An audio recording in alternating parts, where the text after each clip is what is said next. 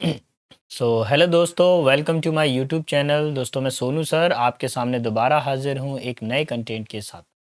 दोस्तों, last time पे मैंने आपको बताया था कि एसएससी एमटीएस के जो एग्ज़ाम डेट है वो 4 फरवरी को है और उसका एक नोटिफिकेशन भी मैं रेगुलर अपने वीडियोस में आपको बता रहा हूँ। तो बिल्कुल जी जान से तैयारी में लग जाइए। अच्छा, मेरा वीडियो किन बच्चों के लिए हेल्पफुल होने वाला है वो थोड़ा सा ध्यान से सुनिएगा। जिन बच्चों ने ग्रामर का फुल रिविज़न कर लिया है और जो चाहते हैं शॉर्ट टाइम में फास्ट रिवीजन चाहते हैं, जो चाहते हैं सर शॉर्ट टाइम में हमारा फास्ट रिवीजन हो जाए, ऐसे बच्चों के लिए हमारा वीडियो बहुत हेल्पफुल होने वाला है। क्योंकि मेरा टारगेट ये रहता है कि 25 minute is equals to 25 question with explanation, है ना। तो मेरा कोशिश करता हूँ कम समय में आपको ज़्यादा से ज़्यादा और एग्ज़ाम रिलेटेड ही कंटेंट में दूँ। और एक ज़रूरी चीज़, मैं अपने वीडियोज़ में फालतू इधर उधर की बकवास तो करता नहीं हूँ, ना मेरे को आती। एग्ज़ाम में जैसा पैटर्न आता है, जैसा कंटेंट आता है, मैं सिर्फ उसी पर ही चर्चा करता हूँ। आज देखेंगे काउंटिंग के अकॉर्डिंग, आज हम लोग सेट नंबर 57 पर हैं। यूट्यूब पर सबसे बड़ी सीरीज़ अगर कोई teacher free of cost provide कर रहा है एसएससी एमटीएस के, तो वो आई थिंक, जहाँ तक मेरे को जानकारी है, मेरा ही चैनल प्रोवाइड कर रहा है। आपको सारी चीज़ें हम फ्री दे रहे हैं जो पेड बैच में दी जाती हैं। एसएससी एमटीएस की बस आप तैयारी कीजिए और हमारी सिर्फ आपसे एक रिक्वेस्ट रहती है, चैनल को लाइक शेयर सब्सक्राइब ज़रूर करिएगा।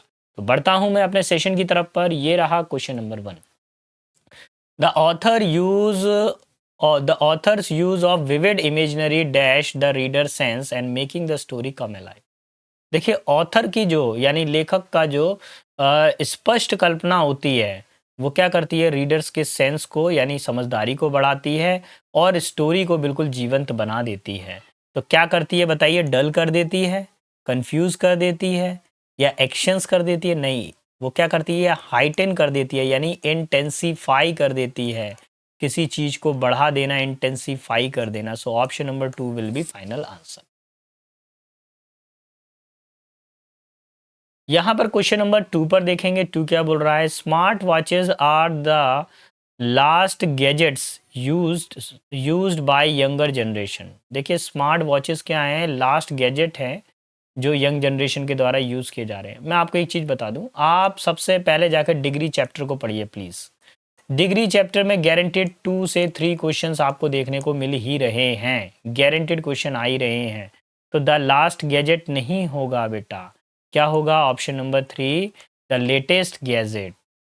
क्लियर, सबसे नया वाला गैजेट चाहिए। चलिए, ईडियम एंड फ्रेसेस आ गया। ईडियम फ्रेसेस में दिया हुआ है straight from the horse mouth. Straight from the horse mouth का मतलब होता है कोई खबर बिल्कुल पक्के या विश्वास वाले स्रोतों से प्राप्त होना, विश्वसनीय स्रोतों से कोई खबर का प्राप्त होना। Hearing something that is untrue और अलाइव, नहीं ये नहीं होगा। Hearing something that from a reliable और क्रेडिबल सोर्स। रिलायबल मतलब विश्वसनीय, क्रेडिटेबल मतलब विश्वसनीय, किसी विश्वसनीय सोर्स से आपको जानकारी प्राप्त होना। तो यही आंसर लगेगा, ऑप्शन नंबर 2। चलिए, आ जाइए क्वेश्चन नंबर 4 पर। देखिए बेटा, मेरा पढ़ाने की स्पीड थोड़ा सा फास्ट रहती है। उसका एक सिंपल सा रीज़न है कि एग्ज़ाम में ना टाइमर आपका प्लस में नहीं चल रहा होगा, वो माइनस में चल रहा होगा। और अगर आप मेरे को यहाँ पे मेरी स्पीड को मैच कर जाएंगे तो आप एग्ज़ाम को क्रैक कर जाएंगे। अगर आप मेरी स्पीड को यहाँ मैच नहीं कर पाए तो आपको थोड़ा टाइम लगेगा एग्ज़ाम को क्रैक करने में। हो सकता है कि नेक्स्ट टर्न में कर पाएँ आप। अगर आपको इसी साल एग्ज़ाम क्रैक करना है और इसी अटेम्प्ट में क्रैक करना है तो आप कंटिन्यू मेरी स्पीड को मैच करिए बेटा। अपने आप को और ज़्यादा हाइटन कीजिए, और ज़्यादा इंटेंसीफाई कीजिए, और ज़्यादा बूस्ट कीजिए, जिससे आप आगे की तरफ बढ़ सकें और इसी साल जॉब मिल सके आप। After the storm pass, storm मतलब क्या होता है, तूफान। तूफान के गुजरने के बाद the sun emerged from behind the cloud, सूरज बादल के बाहर निकल कर आया। अब यहाँ पे देखिए एक वर्ड आ रहा है इमर्ज। इमर्ज का मतलब क्या होता है, बाहर निकल कर आना, आउट ऑफ द बॉक्स, बाहर निकल कर आना। तो अब देखेंगे यहाँ पे बादल थे और बाद जैसे तूफान गुजर गया तो बादलों के पार क्या, सूरज दिखने लगा, यानी ठीक है, नजर आने लगा सूरज हमको। अब इस सिचुएशन में आपको स्पेलिंग एरर करेक्ट करनी है। एक चीज मैं आपको बता दूं, सेंटेंस के स्टार्टिंग में हमेशा कैपिटल लेटर आता है, लेकिन सभी जगह पे फिर स्मॉल आता है। देखो, small S, small P, small T, small S, फिर अगेन स्मॉल। तो एक बात कंफर्म है कि स्मॉल लेटर आएंगे, कैपिटल लेटर वाले साइड कर दीजिए। ये दोनों चले गए अब आप इमर्ज की स्पेलिंग देख लीजिए, कौन सी स्पेलिंग करेक्ट है भैया? थर्ड वाली करेक्ट है। ए से तो स्टार्ट ही नहीं होता इमर्ज, थर्ड से ही होगा। Option number C for Chennai. Next question 5 पर आते हैं। 5 वाला क्या बोल रहा है? The pineapple dessert was so delicious that we couldn't help eat. देखिए पाइन एप्पल डेजर्ट ये एक मिठाई है। डेजर्ट यहाँ पर क्या है? मिठाई है बेटा। इतनी ज़्यादा डिलीशियस होती है, स्वादिष्ट होती है कि हम उसको खाए बिना नहीं रह सकते हैं। मैं आपको एक चीज़ बता दूं, यहाँ पे कुडंट के साथ में हेल्प लगा हुआ है, इसका मतलब होता है के बिना नहीं रह सकता हूँ। ये बेटा एक फ्रेज है। तो ये क्या है? एक वाक्यांश है हमारे पास, एक फ्रेज है। ध्यान रखिए कुडंट के साथ में कभी भी हेल्प लगता है तो उसका मतलब होता है के बिना नहीं रह सकता हूँ। तो क्या के बिना नहीं रह सकता हूँ? मिठाई को खाए बिना नहीं रह सकता। अच्छा, कुडंट हेल्प के बाद में हमेशा वर्ब की फोर्थ फॉर्म आती है। फोर्थ फॉर्म मतलब आईएनजी फॉर्म आती है। यहाँ पे वर्ब की फर्स्ट फॉर्म दी हुई है, तो ये फर्स्ट फॉर्म गलत है, इसको साइड कर दीजिए। अगर मैं देखूँ यहाँ पर इसने इन लोगों ने क्या किया है, यहाँ पे थर्ड वाले में सो दैट कर दिया है। सो दैट का मतलब तो ताकि होता है, जो कि सेंस को बिल्कुल खराब कर रहा है। सेकंड वाला ऑप्शन बिल्कुल सही है कि पाइन एप्पल डेजर्ट इतनी स्वादिष्ट है कि हम उसे खाए बिना नहीं रह सकते हैं। सेकंड वाला ही अप्रोप्रिएट आंसर है। क्वेश्चन नंबर 6 पर आते हैं। 6 में बेटा आपको सिनोनिम बताना है। He is a complete novice when it comes to driving a car. Novice का मतलब होता है अनाड़ी। अच्छा, अगर इसको मैं तोड़कर मैं बनाऊं तो कैसा बनेगा? No wise. इसको कैसे मैंने याद किया था नो वाइज को? नो वाइज, वाइज का मतलब चालाकी, तो जिसके अंदर चालाकी नहीं हो, जो अनाड़ी हो, तो नो वाइज कहलाता है। अब ऐसा ही हमको इसमें से एक वर्ड ढूंढना पड़ेगा जो अनाड़ी वर्ड हो। अमेचर का मतलब क्या होता है? कि ऐसा व्यक्ति जो क्या हो, कोई भी काम अपने शौक के लिए करता हो। ठीक है। अच्छा, जेलस का मतलब क्या होता है? जो जोशपूर्ण हो, एंथुसियास्टिक। ठीक है।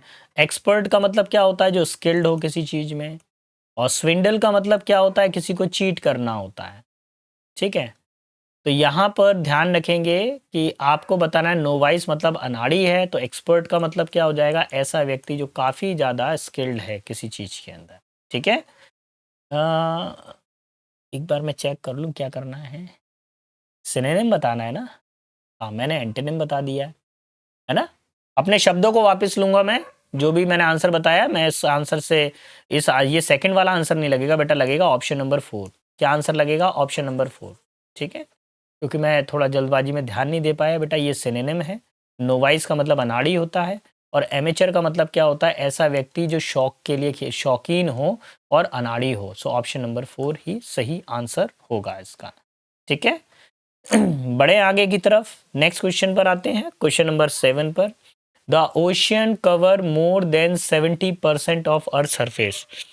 सागर क्या करता है? धरती का 70% से अधिक सरफेस को कवर कर लेता है, making them the largest dash on the planet.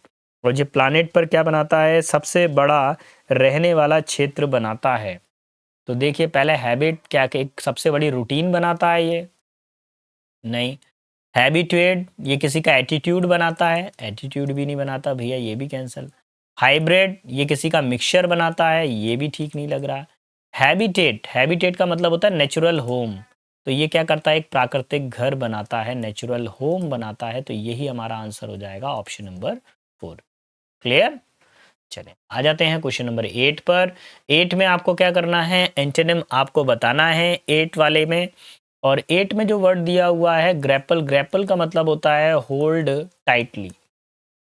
Hold tightly, grapple. Clasp का मतलब क्या होता है? क्लैप्स का मतलब भी क्या होता है? किसी को टाइटली होल्ड करके रखना। ये भी ये सेम मीनिंग होगा इसका। ठीक है। नेक्स्ट है ग्रम्पल। ग्रम्पल का मतलब होता है किसी की कंप्लेन करना, यानी बड़बड़ाना। ठीक है। रेसल का मतलब क्या हो जाता है? इसका मतलब भी क्या होता है? किसी को टाइटली होल्ड करके रखना, ग्रिप्ट करके रखना, पकड़ कर रखना। और रिलीज का मतलब हो जाता है किसी को मुक्त कर देना, फ्री कर देना।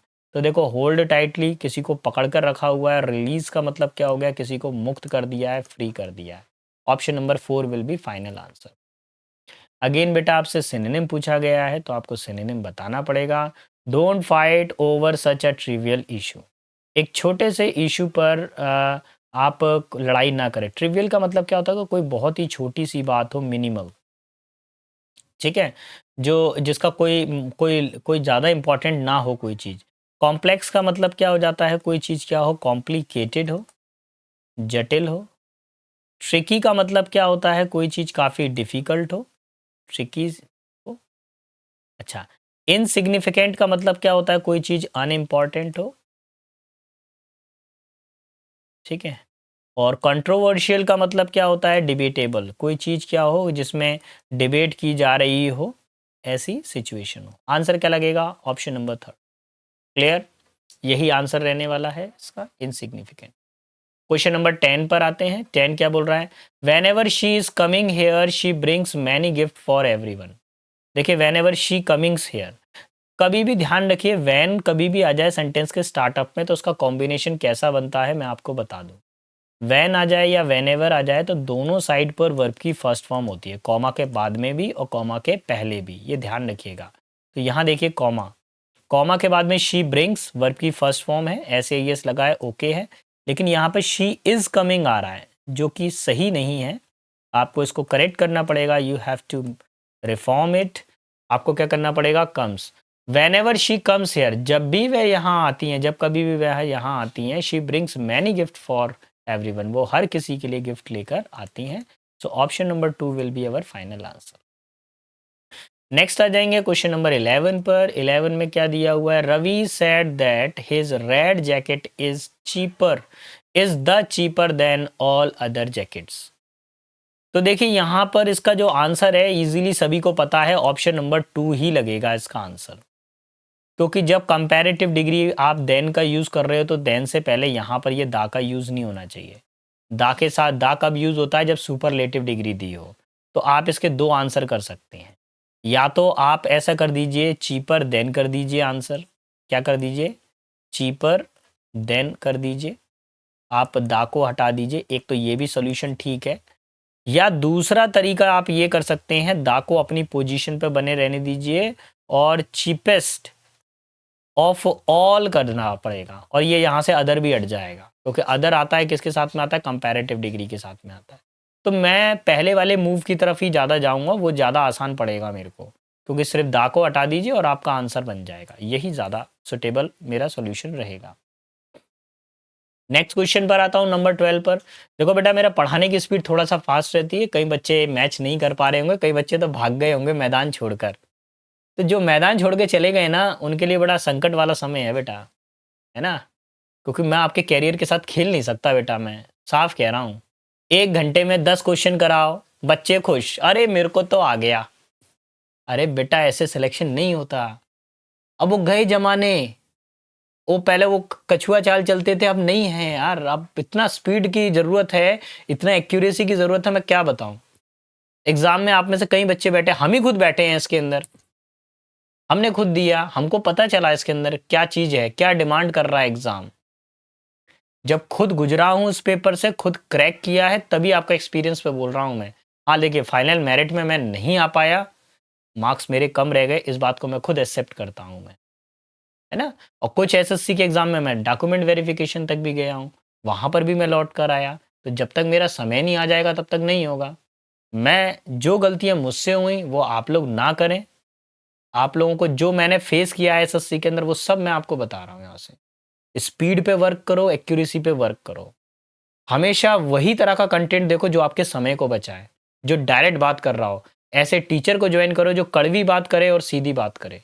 मीठे बोलने वालों से दूर रहे बेटा, क्योंकि मीठा से डायबिटीज़ होते हैं, एक मीठा जहर होता है ना। तो भाई, मैं तो जो मेरा सिस्टम है वो मैंने आपको बता दिया, जो मेरा एक्सपीरियंस है मैंने आपको बता दिया। रियलिटी एग्जाम के अंदर एक क्वेश्चन आता है और उसके 4 ऑप्शन आते हैं और कुछ नहीं आता। एग्जाम में आप बैठते हैं, क्वेश्चन बैठते हैं और ऑप्शन होते हैं, बस, और कुछ नहीं होता। इसके अलावा कोई साथ नहीं बैठता वहां पर। The burglars broke of my neighbours house when they were away.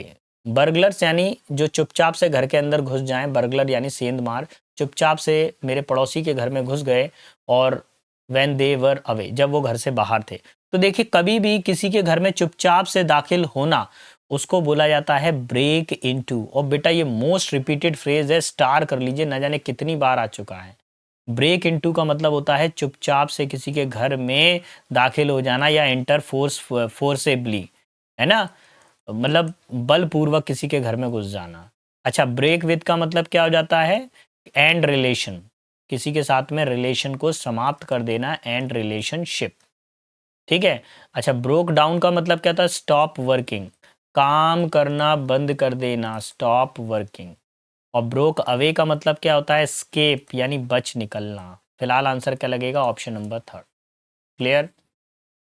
Next है हमारे पास में question number 13। He is an intelligent person who always thinks before he dash. वह एक इंटेलिजेंट व्यक्ति है और वह कुछ भी करने से पहले सोचता है। तो देखो बिफोर आ गया, बिफोर से बेटा अगर पहले प्रेजेंट टेंस चल रहा है तो बाद में भी प्रेजेंट टेंस आना चाहिए, तो पास्ट टेंस को हटा दो। अच्छा, एक्टिंग का यूज़ कब करते हैं, अगर आगे इज एम आर आता तो हम एक्टिंग का यूज़ करते, इसको साइड कर दीजिए। ही के साथ में एक्ट नहीं आएगा बेटा, क्या आता है, एक्स, ऑप्शन नंबर 1।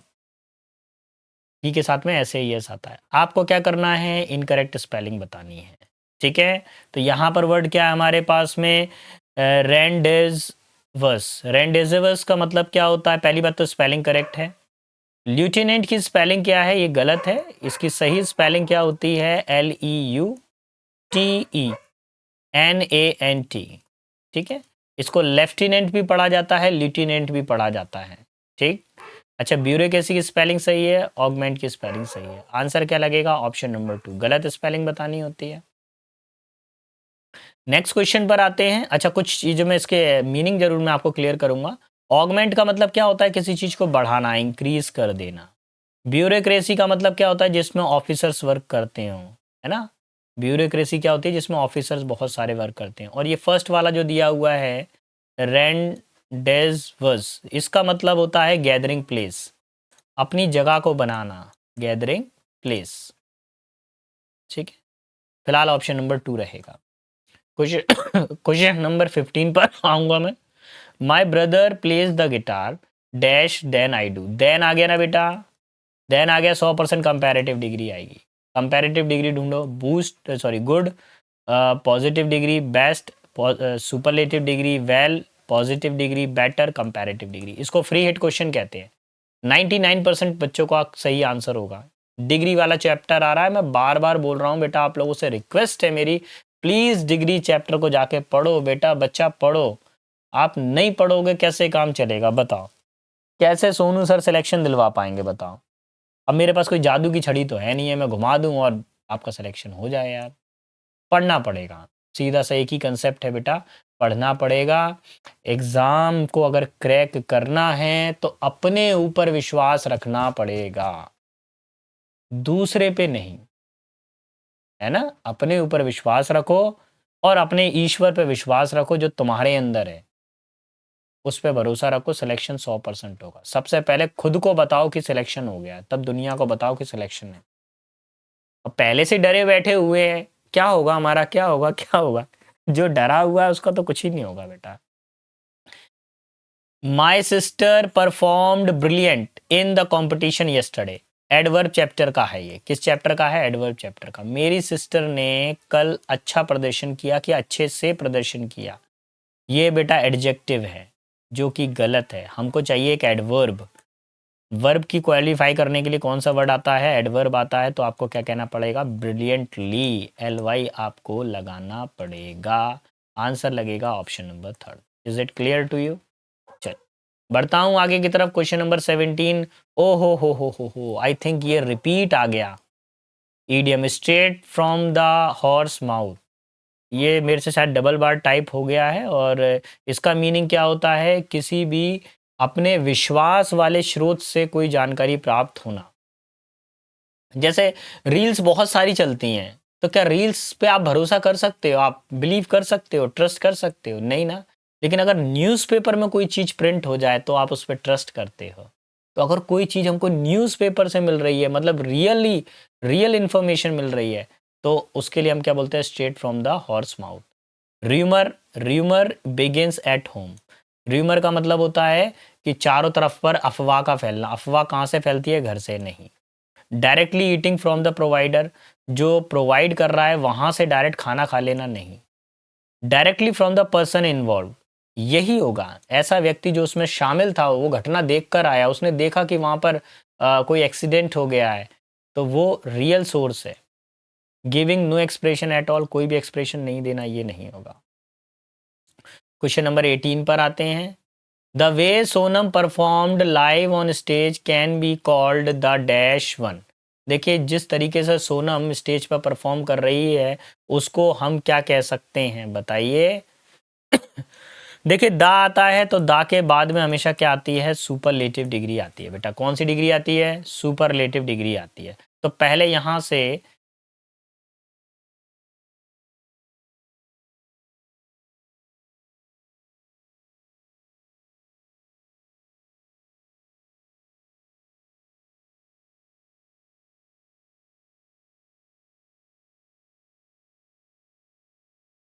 अच्छा, देखो बेटा इसके अंदर क्या कंफ्यूजन क्रिएट हुआ है। देखिए, ये तो फर्स्ट तो गया यहां से, मोर भी गया यहां से।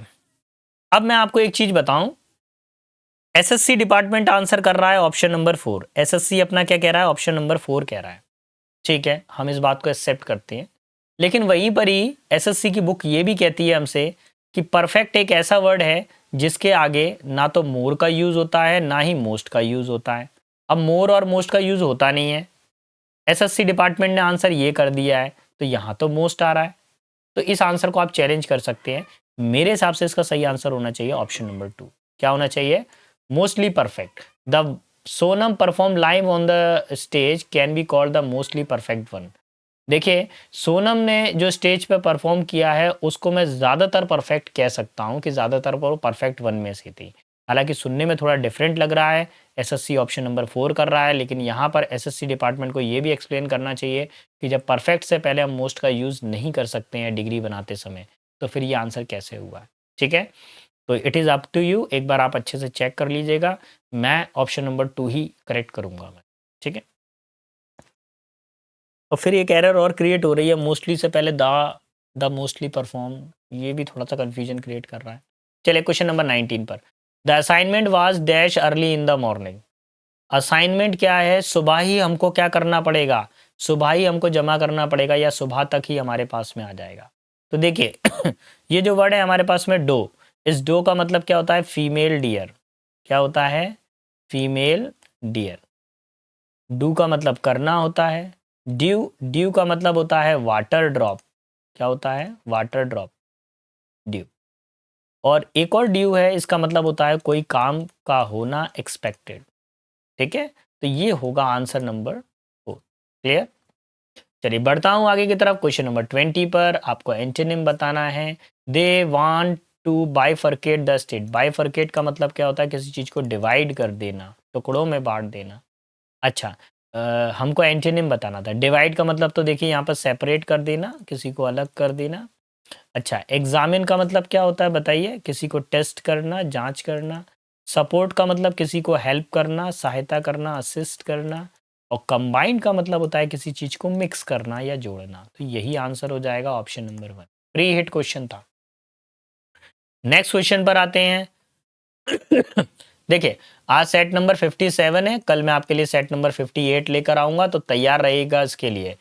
ठीक, अभी चर्चा हम कर रहे हैं क्लोज पैसेज पर। ये सबसे खतरनाक वाला लेवल होता है एसएससी डिपार्टमेंट का। इसमें पूरा जितना भी आपने ग्रामर पढ़ा होता है, जितना भी वोकैब पढ़ा होता है, वो सब लग जाता है इसके अंदर। In the reels of literature, literature के युग में या लिटरेचर के समय, words are the dash of creation. Words क्या होते हैं? क्रिएशन के एक महत्वपूर्ण अंग होते हैं। And authors are the dash of meaning. तो देखिए क्या होते हैं, शब्द क्या होते हैं? क्या मुंडेन होते हैं? मुंडेन का मतलब होता है कोई चीज मोनोटोनस यानी नीरस होते हैं। तो भैया ऐसा तो होता नहीं है, शब्दों के अंदर तो जान होती है, ये तो नहीं होगा। आइसोलेट मतलब क्या? अलग कर देते हैं शब्द। भैया शब्दों को मिला के तो हम कोई कहानी बना सकते हैं, ये भी नहीं होगा। कन्वे का मतलब होता है किसी को बताना, टेल करना। तो अभी ये नहीं होगा। क्या आएगा? टूल्स। एक बहुत ही महत्वपूर्ण टूल होते हैं जिनकी मदद से एक लेखक क्या करता है, अपने विचारों को बाहर लेकर आता है।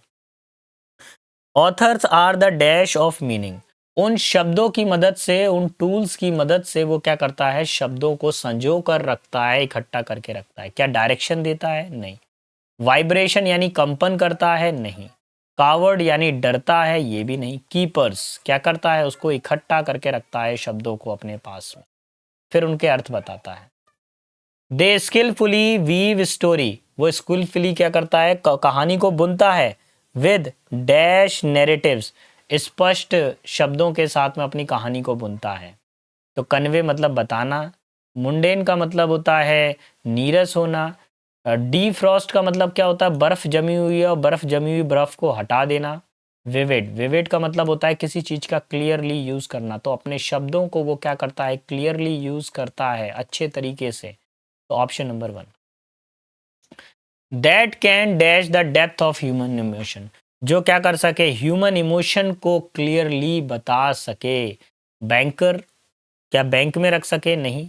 टीचर शिक्षक बन सके? नहीं। सेलर पानी का जहाज नाविक बन सके? नहीं। पायलट, पायलट का मतलब क्या हो जाता है, किसी चीज को रास्ता दिखाना, ठीक है, मार्गदर्शक बनता है ह्यूमन इमोशंस का।